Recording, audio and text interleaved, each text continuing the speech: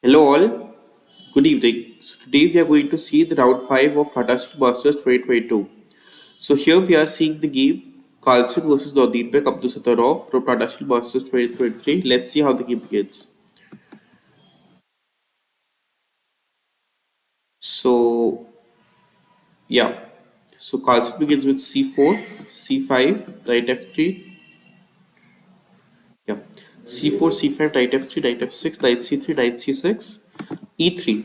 I remember that Sam Shuttle had played e4 e6 bishop e2 against Abdusattarov in Kashmir Puri 2022 late last year. So I expected maybe Carlsen may just go for this because after bishop e7 castles d4, Sam had a fine position and I would say even a bit pleasant, although he ended up losing the game. It was blitz, I believe. So also e4 e6 there is an interesting line with d4 cd8 d4 bishop b4 knight c6 bc6 bishop d3 e5 castles and this is very interesting. But bishop e2 is the recent approach, and after d5, which is the main line, they take in d4, and this converts to a position from the Sicilian defense. But this was Abdusadarov's choice against Shankland, and this is kind of more solid. D5 is kind of more dynamic.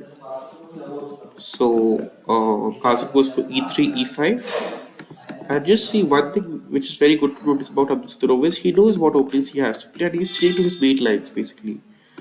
Bishop e2, d5. So he wants to play the oh here d4 is also a very interesting line. Idea d5, e4, d5, ef3, dc6, and this line was set by our opponent to be a bit pleasant for white usually, and he won a masterpiece against Maxim Vachier-Lagrave. So bishop e2 was played, and I thought maybe instead of we just go for bishop e7, but here this is probably more pleasant for white. So he goes for d5, the aggressive option, and after cd5 and d5 castles bishop e7, he continues the national development. Bishop b5, he takes dc3 looks interesting, but after queen c7, black should be absolutely okay, I believe. So dc3 captures towards the center and also opening the file for the b rook for the a rook. Queen c7, defending the e5 pawn, d4, cd4, cd4, ed4, knight d4, and now bishop d7. Castles is much more natural here. It was played in the game Vakhidov versus Jugirov from Abu Dhabi Masters 2015. And Vakhidov Jahangir is also Abdusattarov's countrymate, although I'm not sure if you knew this game. And after this, black is fine. So Abdusattarov is chipped in bishop d7 after 11-minute thing. So it actually shows that he probably did not know about that game. They played knight f3 here, bishop f6, rook b1 looked interesting, but then there is long castles, and black should not be worse here. So bishop a3 simply as the e8 king is kind of vulnerable. Bishop a1, queen a1, long castles, rook c1. Hanson's play till now has been very instructive, and he is trying to get all his pieces towards the king side, and his piece activity speaks for itself. So king b8, trying to simply safeguard the king. Then queen g7, rook g8, and queen b2, bishop g4, simply trying to. Uh, this is some weird chess arrows, so I'll just try to rearrange them.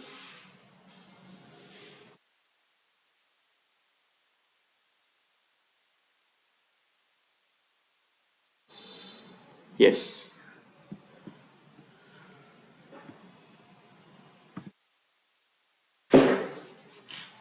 Now knight d1, rook d1.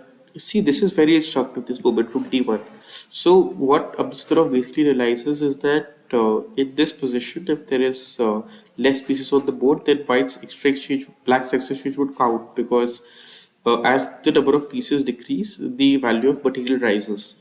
So after this, they played bishop f1. I mean, Carlsen played bishop f1. Now bishop g4 kind of is very critical, but Abdusattorov went for knight e5, the more aggressive option.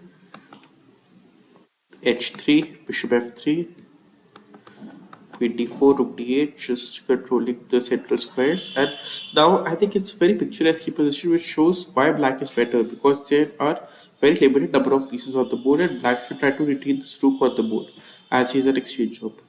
White doesn't have this rook, so he doesn't have as much activity as he had earlier. Bishop d5, queen h7. Bishop a2 was very interesting here, but he went for bishop c4 as the white king can be weak. Bishop f1, king f1, queen c4 check, g1, knight c6. And all his pieces are well defended and guarded. He takes the pawn, rook d1 check, and a5. Safeguarding the king, a multi-purpose move, making the room for the king. And just that's the thing with Abdusattorov. He tries to find the main point as clearly as possible, and he never stops trying. He's a relentless warrior in that sense. Queen c2 check, queen d6, f4, rook into d4. Now e d4, there is queen f4 check followed by queen f6, and bishop d4, knight d4, e d4, queen f4 check, g3, queen d4, and after h4, idea to safeguard the king on h2, there is a4, simply able to queen. And also the thing is, in queen pawn endgames, though pass pawns are extremely important, and Abdusattorov hence prioritizes promotion of them. Queen a2, f5. Now try to make it difficult for black to activate his pieces. h5, queen h8, queen a4, queen h5 check. Now this is queen h8 is a little bit queen h8 I kind of feel is a bit of a mistake, because this was the last move before the time control. It was played with 34 seconds, and I think Abdusattorov just simply played it to so that now he's playing for two results after f4 h6. It's still questionable if white can win, if white is playing for two results, as the h pawn is very much advanced. So that's why he tries queen h8, queen a4, queen h5 check. That's at least my feeling what he tries for. King g1, queen f3. See, now queen h4 is very instructive here, because the queens in general like to be centralized in the endgame, so I can understand why Carlsen didn't go for it. But after queen e2 check, king h3, and now the f4, f5, c4, c5. These squares are very important for the queens in the queen pawn endgames, and now white tries for that. But after king g1, queen f3, king h2, queen e2 check, simply trying to question the stability of the white king. King g1, queen e5. Now again, he's trying to centralize his queen, and now his position would be much more easier to play. So king f2, b5, queen b4, king b7, g4, f cross g4, because he realizes that this was actually a very important movement, f cross g4, because there is no counterplay for white. f4 I feel also should win in general, but fg4, and there is more room for the king to move around, for the black king to move around when there are checks. So queen g4, king b6, queen b4, there is queen c5 check. So queen g8, b4, king f3, king b5, g2, queen e2 check, king g3, queen e3 check, king g2, b3. Simply trying to promote the queen, promote the pawn. And an instructive moment is here. He could have played queen e3 directly, but he wants to play it with check. And now the king can come to b4 after queen d5 check, for example, even to a4. But to b4, and then the queen can interpose with queen c5. So he's doing everything with checks, and he's trying to be as clinical as possible. And after these checks, he tries for b2, b1, queen c8 check, king d1, queen h8, queen d2 check. I need to play b2, and after this, Carlsen just resigned. And I would say it's a very good game played by Abdusattorov, and he was very instructive with this game throughout, and he played extremely well to win this game here. And let's just notice some intricacies in the game. He's playing his main lines, he's sticking to his main weapons, what he knows most about. Then he's trying to play positionally good, strategically sound moves.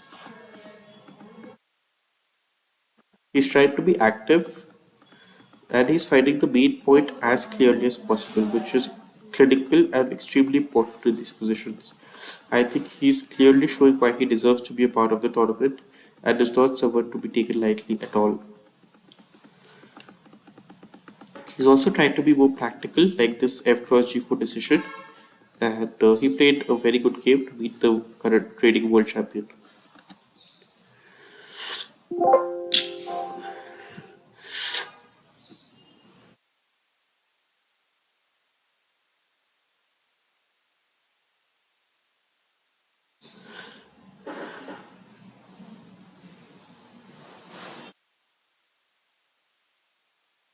Now let's see the game Pratananda versus Anish Giri.